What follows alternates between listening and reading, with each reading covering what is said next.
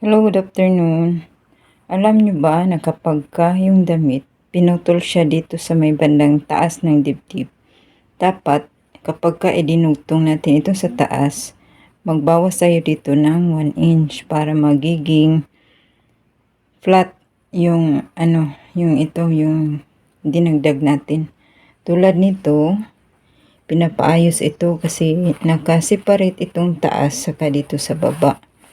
So, ito, ang pagdating niya, kasi order niya sa online, pagka sinuot maglaylay ganyan.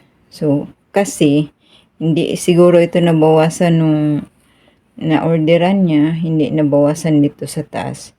Kasi dapat sa pagka ganitong tahi, kapag ganito siya magkadugtong o separate yung taas saka ang baba, dapat bawas ka dyan ng 1 inch. Kasama yan sa dart manipulation. Tulad nito.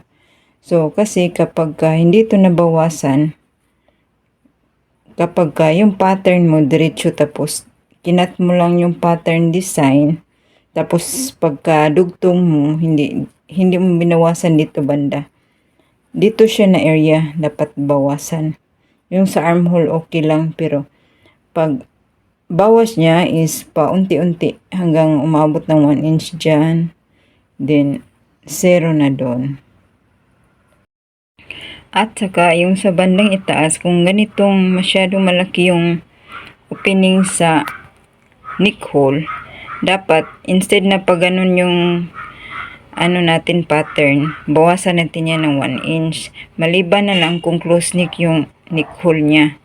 So, tandaan kapag malaki yung bawas dito sa neck hole, dapat yung guhit natin, i-alter natin siya pa ganyan.